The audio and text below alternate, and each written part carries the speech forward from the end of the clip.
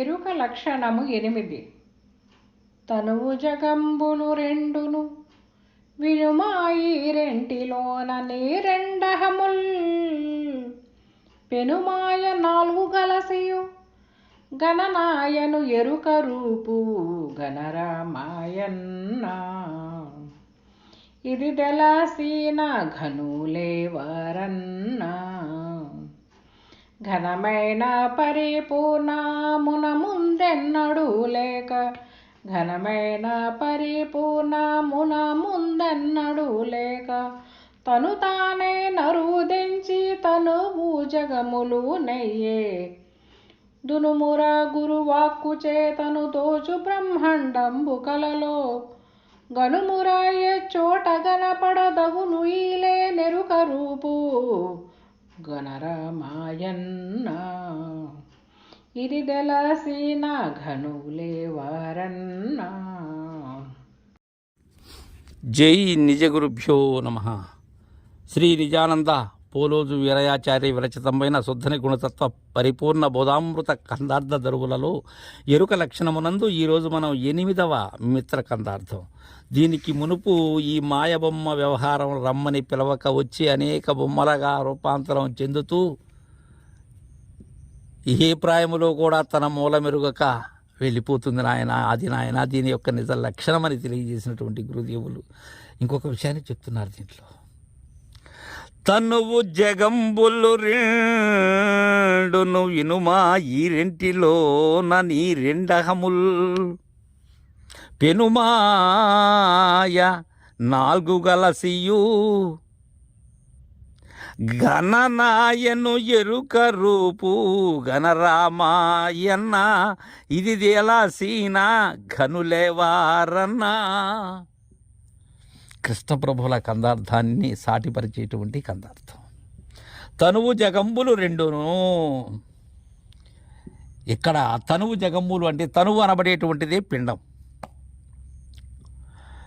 జగము అనబడేటువంటిది బ్రహ్మాండం. ఈ పిండము బ్రహ్మాండము ఇవి రెండు వినుమా ఈ రెంటిలోని ఈ రెండహములు ఏమని? పిండాండములో ఉన్న జీవుడు, బ్రహ్మాండములో ఉన్న ఈశ్వరుడు. సర్వజ్ఞత్వాది గుణములతో ఉన్న జీవుడు, సర్వజ్ఞత్వాది గుణములు ఉన్న బ్రహ్మాండ స్వరూపుడైనటువంటి ఈశ్వరుడు, కించజ్ఞత్వాది గుణములతో భాసిల్లేటువంటి జీవుడు. ఈ రెంటిలోని ఈ రెండహములు అంటే దీనిలో ఉన్న జీవోహం, దేనిలో తనువులో ఉన్న జీవోహం, అజీవ భ్రాంతి. అలానే జగద్భ్రాంతి అయినటువంటి ఈశ్వర భ్రాంతి ఏదైతే ఉన్నదో అది శివోహం. పెనుమాయా ఇదే పెనవేసుకున్న మాయ. నేను అనేటువంటి జీవుడు, నేననేటువంటి శివుడు, ఇవి రెండూ కలిసినదే పెన మాయ, అదే పెను మాయ.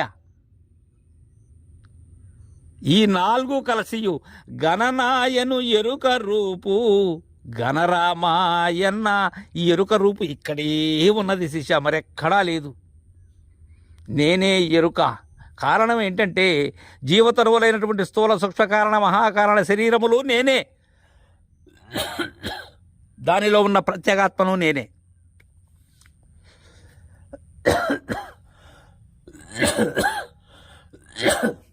అలానే ఈశ్వర తరువులో ఉన్న విరాట్ హిరణ్య గర్భ అవ్యాకృత మూల ప్రకృతి శరీరములు నేనే, దానిలో ఉన్న పరమాత్మ అయినటువంటి శివోహము నేనే. ఆ జీవుడు, దానిలో ఉన్న అహం అయినబడేటువంటి మాయ, ఈశ్వరుడు, దానిలో ఉండబడేటువంటి మాయ, ఈ 4 కలిసి ఎరుక రూపు. ఇంతకు వినా వేరే లేదు నాయన. గణరామాయణ తెలుసుకో శిష్య. ఇది తెలిసిన ఘనులు ఎవరన్నా అంటున్నారు. ఇది తెలిసినటువంటి ఘనులు ఎవరై ఉంటారు? దీక్షిత సాంప్రదాయకులై ఉంటారు, పరిపూర్ణులై ఉంటారు. అంతేగాని ఘనులై మిగిలినటువంటి సిద్ధాంతములలో ఉన్న ఘనాపాటీలు ఎవరైతే ఉన్నారో వారు కాదు, వారికి తెలియదు ఇది. అందుకే ఇక్కడ ప్రశ్న కూడా ఇది తెలిసిన ఘనులు ఎవరన్నా. ఉద్దండులైనటువంటి వారికి కూడా తెలియదు ఈ కీలు, ఈ కిటుకు.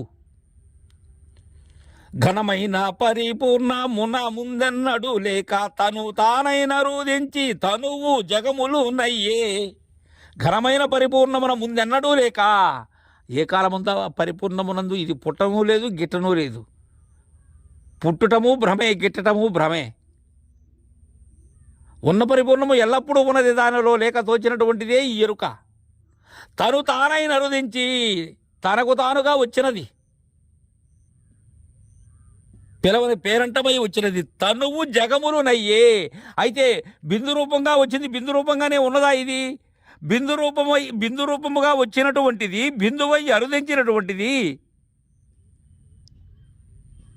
అలా ఉన్నప్పుడు అవ్యక్తముగా ఉన్నది కాన వ్యక్తమయ్యేందుకై తన్నే ఉపాధిని కల్పించుకున్నది. కల్పించుకుని ఏమైనది? తానే జగత్స్వరూపమైనది, తానే జగత్సాక్షి అయినది. బింబ ప్రతిబింబములు రెండూ ఇదే, ద్వంద్వములు రెండూ ఇదే. ద్వంద్వ రూపంగానే కనిపిస్తున్నది ఇది. ఏకముగా ఉన్నప్పుడు కనిపించట్లేదు ఇది. అచలముగా ఉన్నప్పుడు కనిపించదు ఇది. చలనముగా ఉన్నప్పుడు కనిపిస్తూ ఉన్నది. అవ్యక్తంగా ఉన్నప్పుడు అచలంగా ఉన్నది. ఇది చలాచలములుగా ఉన్న లక్షణము దీనికి ఉన్నది. పరిపూర్ణము అలాంటిది కాదు, ఎప్పుడూ ఏక ప్రకారము ఉన్నది పరిపూర్ణం. అరుదించి తనువు జగములు నయ్యే. దునుమురా గురువాక్కు చేతను దోచు బ్రహ్మాండంబు కలలో గనుమురా ఎచ్చోట కనపడ దగును ఈ లే నెరుక రూపు గనరామాయన్న. దునుమురా గురువాక్కు చేతను అంటున్నారు. దీనికి కావలసిందేంది? గురువాక్యం. ఏ వాక్యంతో లేకుండా పోతుంది ఇది? మూలము లేని గుర్తిరిగే శరీరము ఏమీ లేదనేటువంటి షోడశి గురువాక్యం ఏదైతే ఉన్నదో దానిని స్వప్నదశి అంటే పంచదశి దృష్టాంత ద్రాష్టాంతముల చేత నిజమైనటువంటి సమర్థులైన గురు చెంత ద్వాదశాక్షరి మహామంత్రముతో లేకుండా పోతుంది.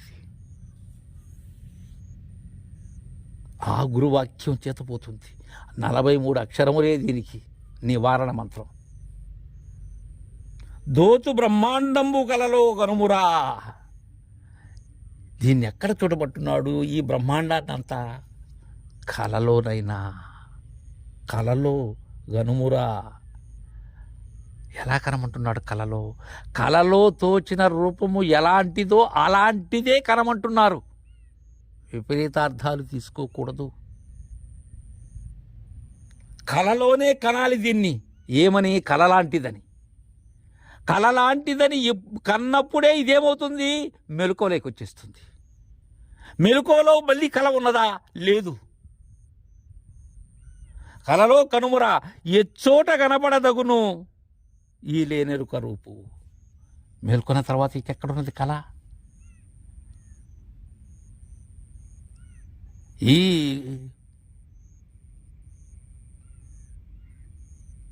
అగ్ని కర్పూరం దృష్టాంతము ఏదైతే ఉన్నదో ఆ దృష్టాంతం ఈ కళలో తోచిన రూపం అనబడేటువంటి విధానంతో రెండూ లేని తర్వాత ఇక తరువెక్కడా, జగమెక్కడా, గురువెక్కడా, శిష్యుడెక్కడా, ఇక ఈ చోట కనబడదు. ఈ లేనెరుక రూపు గనరామాయన్న. అయితే ఈ ఎరుక రూపుని కనాలి. కనకపోతే కనరాని దానిలో ఇది కనబడకుండా పోయేటువంటి సౌజ్ఞ తెలియదు. అందుకే పిండాండ పంచీకరణి, బ్రహ్మాండ పంచీకరణి ఎరిగి ఈ జీవ శివ ఈశ్వర తను చతుష్టయములు ఏవైతే ఉన్నవో, జీవతను చతుష్టయములు ఏవైతే ఉన్నవో వాటి లెక్క సక్రమంగా గురువు ద్వారా ఆ నేత్ర పంచీకరణ ఎరిగి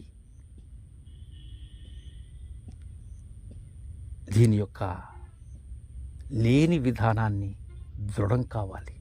దృఢమైన పిమ్మట బోధ దృఢీకరణలో నీవు లేనివాడవుతావు.